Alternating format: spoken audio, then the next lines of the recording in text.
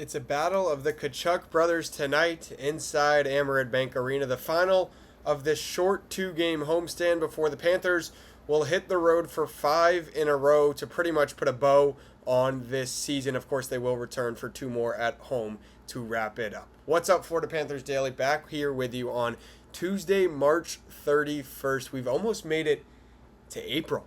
That sounds weird to say. Just saying tomorrow is April 1st. So tomorrow, if you tune in to Florida Panthers Daily, I can't tell you if everything here will be serious because it is April 1st. No, we keep it serious here on Florida Panthers Daily. If you're new to the program here on YouTube, make sure you go ahead and hit that subscribe button below. Because like I said, not a lot of hockey left this year for the Florida Panthers. They won't be playing into June like they have the last 3 seasons, but that just means we get to take a look at the NHL draft a little bit more in depth, and we get to go every single day, Monday through Friday, right here, part of the Fan Arch community. So make sure you hit that subscribe button below. My social medias, AJ Sheridan Radio, if you want to stay up to date. I post a lot of all about South Florida sports in general, but of course also the Florida Panthers and what has been so far what has been a disappointing season for the Cats. And later on this week, we'll put a finger on why or where this season took a turn for the worse. But just keep in mind that the Miami Marlins are 3-0 and where the Panthers did play a game this year.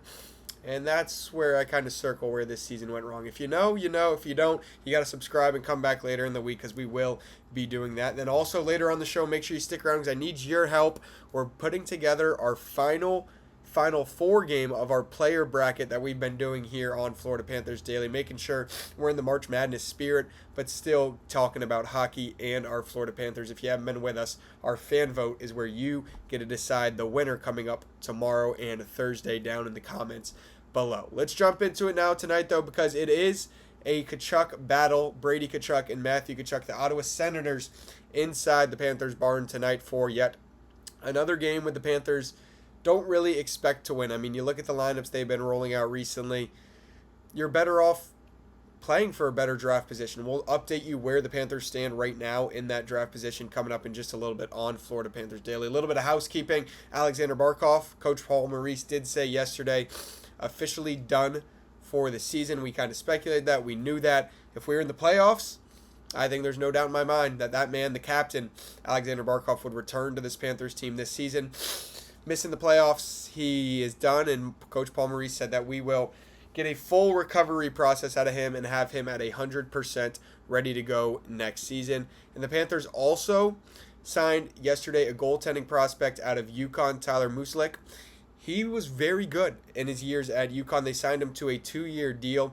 He will be joining the Checkers in Charlotte coming up probably today or tomorrow. Those pictures will start to come out of that signing in Charlotte. Tonight, though, the Ottawa Senators come to town. They are playing good hockey right now as they continue to push for the playoffs. We will update you on the whole playoff standings at the end of this video. They come in at 38, 25, and 10.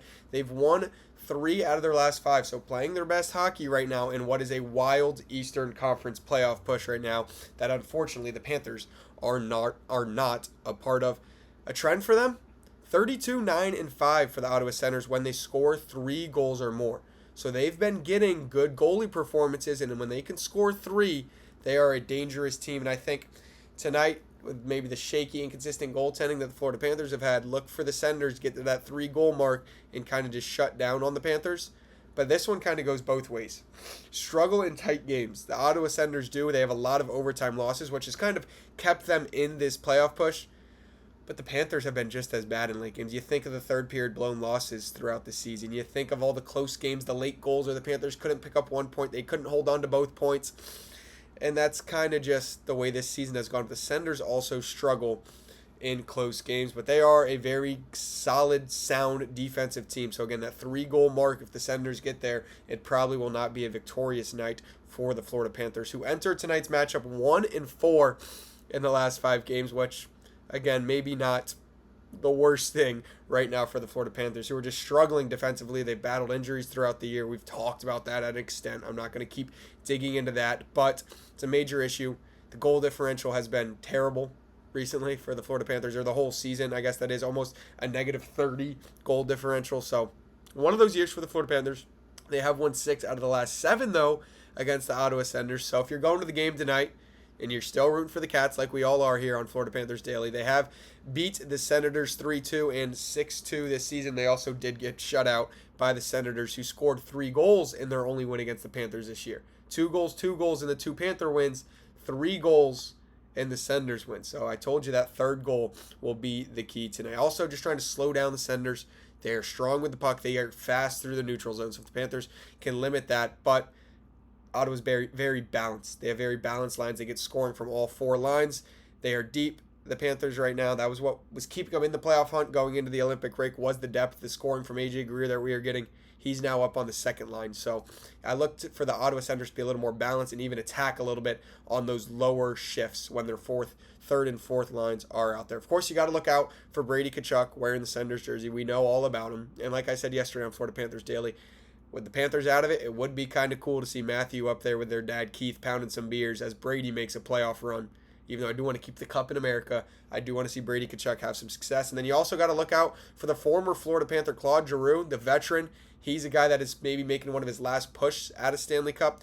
You got to kind of expect that veteran presence to be felt by the Panthers, and he's knowing how to push the Senators to get them to where they need to be to make the playoffs. I mean, you look at that threshold, the 3 goals, and then the pace is what I think it'll come down to tonight. I said they like to play fast. I don't have a lot of faith the way this season has gone for the Florida Panthers, but that is why you play the game. You play the game till the end because it's still fun and it's still NHL hockey, and you cannot take it for granted because when we get to the offseason, we'll be wishing that we had it. Let's now look at our fan vote. I said we needed your help here on Florida Panthers Daily. Yesterday, we had our first player in Carter Verhaeghe making the championship. And if you haven't been following along here on Florida Panthers Daily, well, subscribe now below because now you are going to be following along. Because we've been doing a March Madness bracket style challenge where you let me know in the comments who would win in a one-on-one shootout battle with Sergei Bobrovsky. And our final 4 was Marchand versus Verhaeghe. That was yesterday's matchup. You guys voted for Carter Verhaeghe to move on to the championship. And now our second and final 4 matchup before our championship is set. Matthew Tkachuk versus Sam Reinhart. Who do you have in a head-to-head shootout battle as if Sergei Bobrovsky was in the nets? Do you have Matthew Tkachuk or Sam Reinhart moving on to the finals to face Carter Verhaeghe, who took down Brad Marchand yesterday? Again, comments below when you go down and hit that subscribe button. Matthew Tkachuk or Sam Reinhart in a shootout battle versus Sergei Bobrovsky to see who will be in the championship taking on Sam Reinhart the rest of the week. And I've mentioned a few times, maybe a loss isn't the worst thing for the Florida Panthers, and that as well because we have the Tankathon standings up. The Panthers now find themselves 5th in the Tankathon. They are 73 games played. The 3 teams ahead of them all have a game in hand, so maybe the Panthers can lose a little bit more and gain some room. Vancouver currently holds the worst spot. I don't see that going anywhere because they are 17 points clear for that top spot in the lottery standings right now. And of course, we've talked about that pick being top 10 protected for the Florida Panthers, so you need to get that top 10 pick. Right now, if you can go get maybe a defenseman like a Chase Reed who's out there, that could be a big pickup as the Panthers look to move into next year, get all their guys back healthy, and make another run at another Stanley Cup, another Prince of Wales. I mean, you've won 3, the last 3. 1 year off is not going to hurt anyone. No one will remember this year if the Panthers can get back to the top of the mountain that year. I mean, you got the Gavin McKennas out there. You got some big names in this draft. And if the Panthers can go add an instant impact guy with a top 10, top 5 pick, I think that will be huge for the Florida Panthers. Let's now look, though, because it is still fun to look at the standings and just where everything stands in the NHL right now, because it is a wild push in the Eastern Conference. Pittsburgh Penguins are there, the Hurricanes. You got a lot of big name teams, maybe teams that haven't been there in a while, like the Buffalo Sabres, battling it out in the Atlantic with the big bad rival Tampa Bay Lightning. The Sabres fighting for that first overall seed in the Atlantic Division. You got the Montreal Canadiens, but right behind them, the Boston Bruins.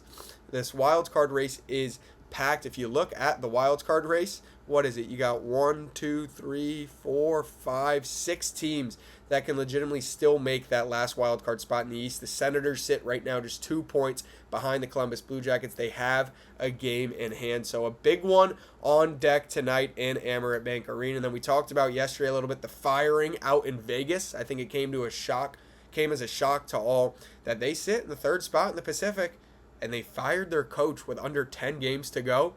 Kind of wild stuff we're seeing out in the Western Conference. But that final wild card spot in the West, 77 points. The top wild card spot, 82 points. Right now, I mentioned 6 teams. That's 6 teams of the Capitals with 83. So they would be the top wild card team in the Western Conference. They would be second in the Pacific Division.